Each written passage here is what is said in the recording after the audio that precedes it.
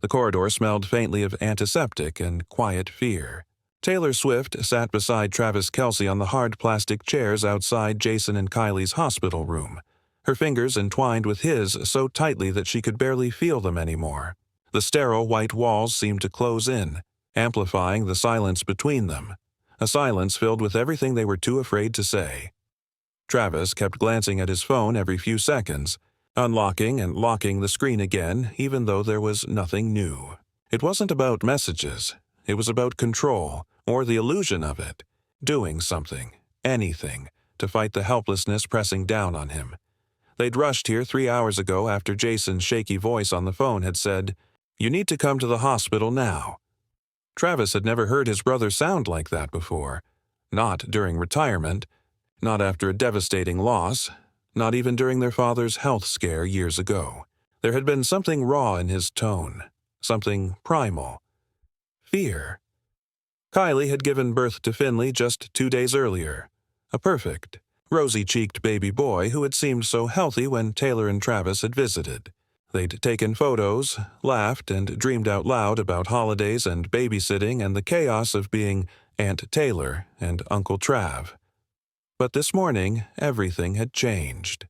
The doctors had said words that didn't seem to belong in a nursery: congenital heart defect, surgery, risk. Now they waited. Two people who could command stadiums and stages, utterly powerless outside a single closed hospital door. Then the door opened, a nurse stepped out, her face composed in that practiced calm of someone who carried other people's heartbreak for a living. "They'd like to see you both now," she said softly.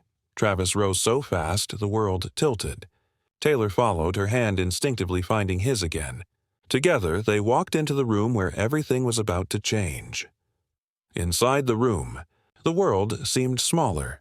Dimmed lights, the faint hum of hospital machines, and Jason sitting beside Kylie's bed, cradling tiny Finnley in his arms. Both parents were crying. Not the joyful kind of tears that come with new life, but the quiet, trembling kind that only appear when love and fear collide.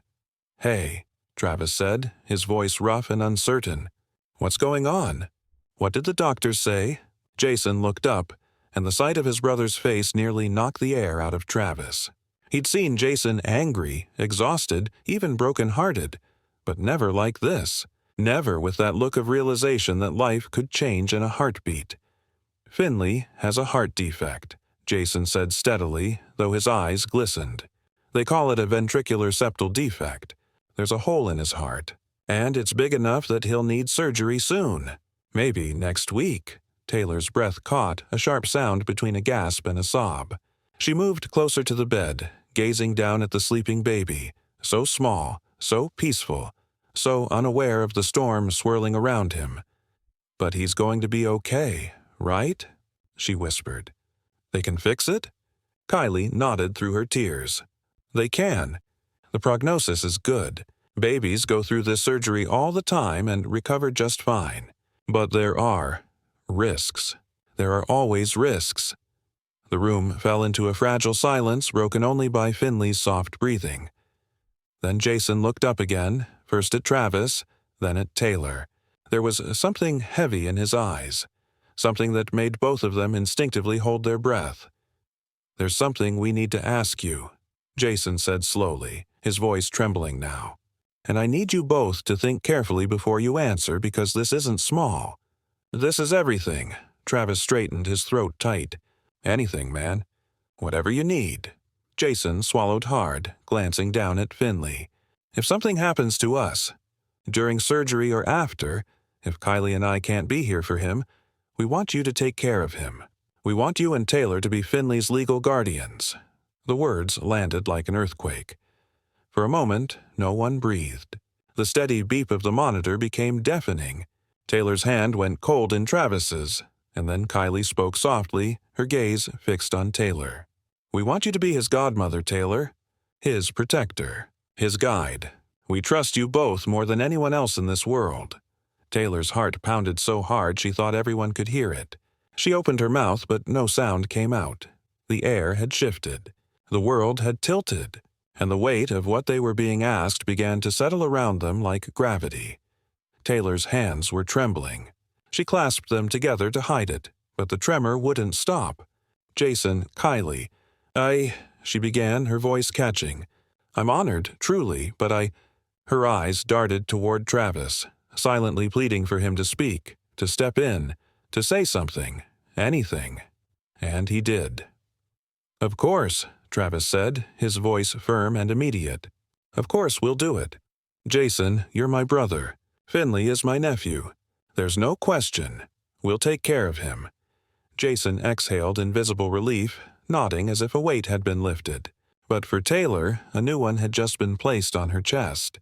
Her breath came shallow, her vision blurring, because Travis had just said yes, for both of them, without asking, without even looking at her. She managed a weak smile, murmured something polite, then turned to Kylie. "Can we have a minute?" she asked softly. "Just the two of us." Kylie looked worried but nodded, squeezing her hand in understanding. Travis followed Taylor out into the hallway, confusion etched on his face. The moment the door closed behind them, Taylor spun around. "What are you doing?" she demanded, her voice sharper than she meant. "What do you mean?" Travis frowned. "They asked us to be guardians, to be his godparents. Of course I said yes. He's my nephew, Tay. What else was I supposed to do?" Taylor wrapped her arms around herself as if to hold in everything that was trying to spill out. "Do you understand what that means, Travis? Being a guardian isn't just babysitting. It's raising him if something happens. It's being parents. We're not even married. We've never even talked about kids." Travis blinked, taken aback. "Tay, they're not asking us to raise him now. They just need to know he'd be safe if—" "If?" Taylor interrupted, tears filling her eyes. "If they die, Travis?" "That's what we're talking about. Their deaths. A baby's parents gone and we're supposed to just step in? You agreed to something that could change our entire lives, and you didn't even ask if I was ready." Travis's shoulders slumped, guilt flashing across his face. "You're right. I should have asked. He rubbed the back of his neck helplessly. "They're terrified, Tay. What was I supposed to do? Tell them I needed to think about it?" Taylor shook her head, tears spilling over now. "I don't know, I'm scared, Travis. I don't know if I can do this. I don't know if I'm built for something this big." He stepped closer, gently taking her face in his hands. "Hey, look at me." Her eyes met his, glassy and full of fear. "Nothing is going to happen to Jason and Kylie," he said quietly but with conviction. "Finnley's going to be fine. We're just being asked to be there, not to replace them. But if somehow we ever had to, then we'd figure it out. Together." Taylor closed her eyes, a sob escaping her chest. "You make it sound so simple." "It's not," Travis admitted. "But it's love. And love means showing up, even when you're scared." Taylor pulled away, pacing the sterile hallway as her thoughts spiraled. "You keep saying we'll figure it out, Travis, but that's not how my life works. I have 3 tours planned, albums, commitments, an entire career that depends on me being everywhere all the time.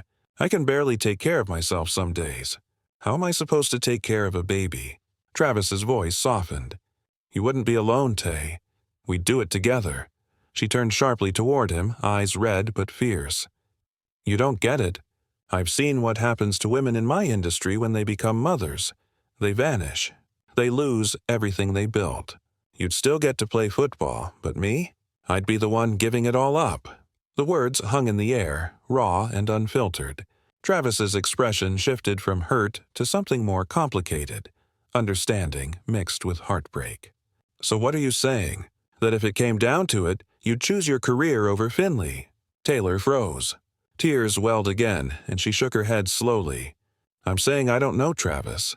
I'm saying I'm terrified of being responsible for a baby, for being someone's example. What if I fail him?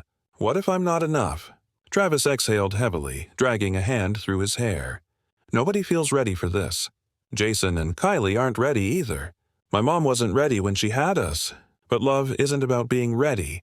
It's about showing up anyway." Taylor looked up at him, pain flashing in her eyes. "Don't make this about whether I love you enough. That's not fair." "I'm not," Travis said, quieter now. "But I need to know if you're in this with me.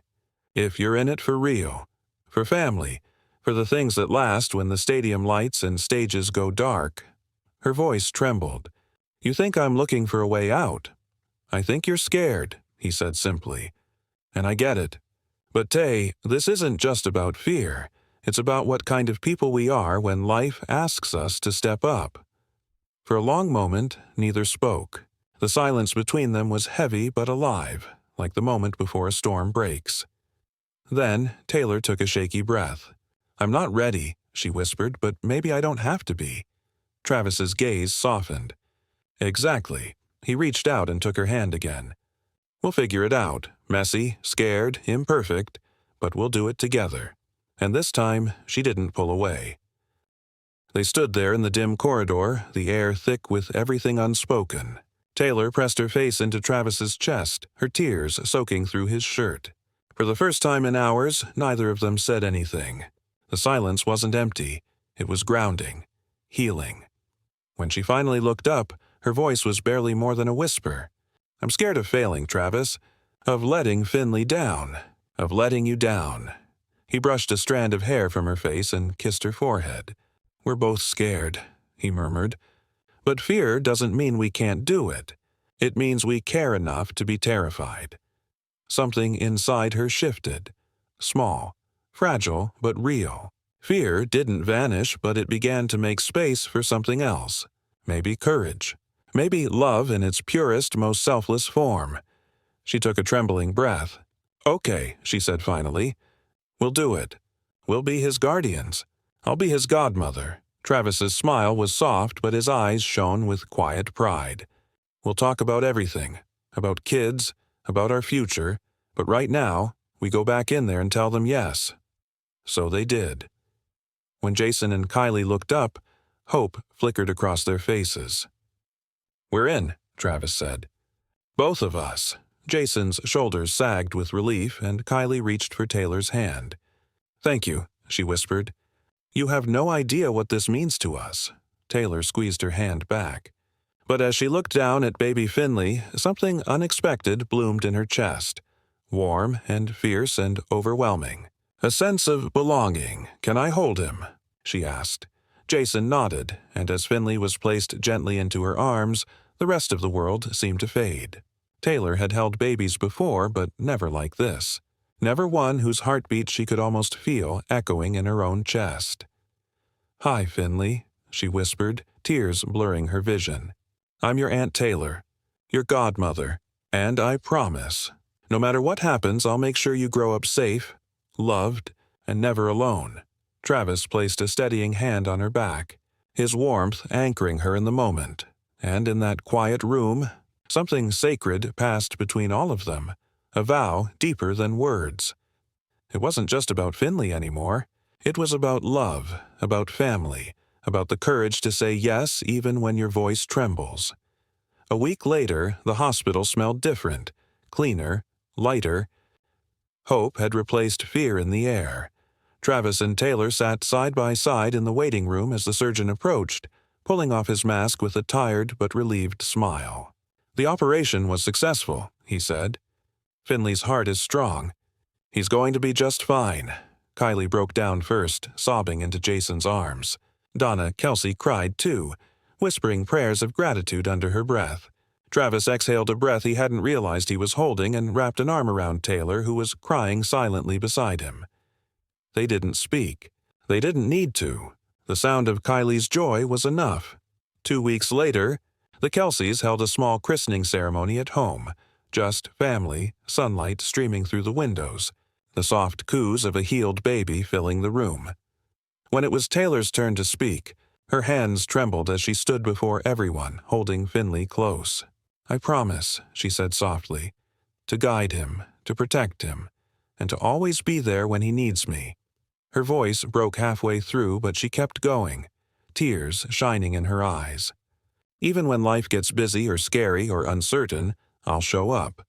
Because love means showing up." Travis stood beside her, strong and steady, making his own promise as Finnley's godfather. His words were simple but heartfelt. "You'll never be alone, little man. Not while we're here." After the vows, As the family celebrated with laughter and quiet gratitude, Taylor looked at Finnley in her arms and felt something irreversible settle inside her. A tether.